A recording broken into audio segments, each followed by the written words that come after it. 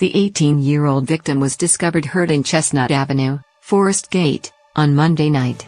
He died at the scene at about 23:30 BST.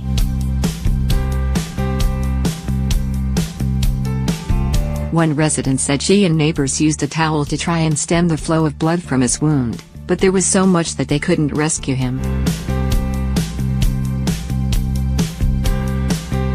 A teenager was stabbed to death in East London. Next of kin have been informed, and formal identification and a post-mortem examination are due to take place.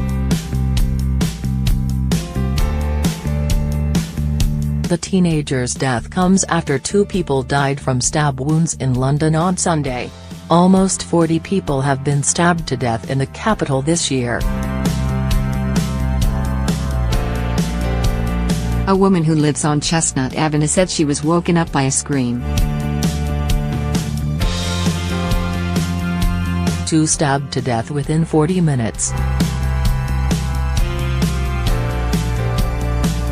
Murders are becoming harder to solve.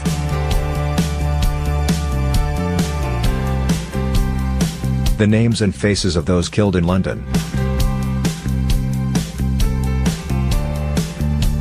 I looked down and saw 4 men attacking someone on the ground, said the woman, who asked not to be named. I shouted get off him out of the window to try and make them stop, and they jumped into 2 different cars and sped off down Avenue Road. The boy on the ground was screaming, but by the time I got to him he had run down the street, probably 100 yards, and he collapsed on the ground. She said the victim was still conscious at that point, but he was losing blood quickly.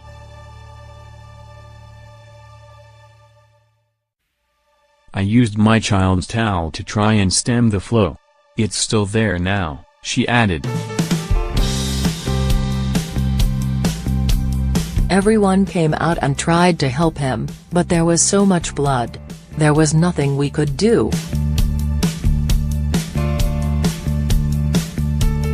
Another resident, who did not want to be named, said he saw a man stab the teenager in the back before fleeing the scene in a silver car.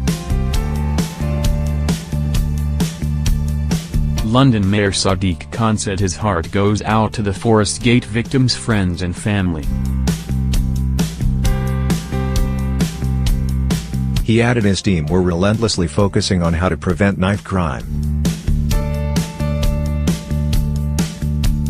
Earlier this month, Mr. Khan said he did not accept that the police have lost control of crime in London. Sayaka Wowo, a councillor for Forest Gate, tweeted that the latest death made her want to yell at politicians. "You are not doing enough." Rachel Tripp, another Newham councillor, added the death was unspeakably tragic. The Met Police said paramedics from London Ambulance Service and London's Air Ambulance were sent to the scene.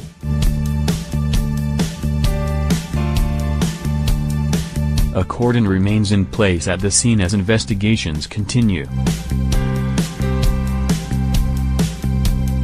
Murder detectives have asked for witnesses or anyone with information to come forward. Dead Inspector John Marriott said, "It doesn't matter how big or small you think your information may be, it could be the piece of the puzzle that helps bring the person that killed a young man to justice."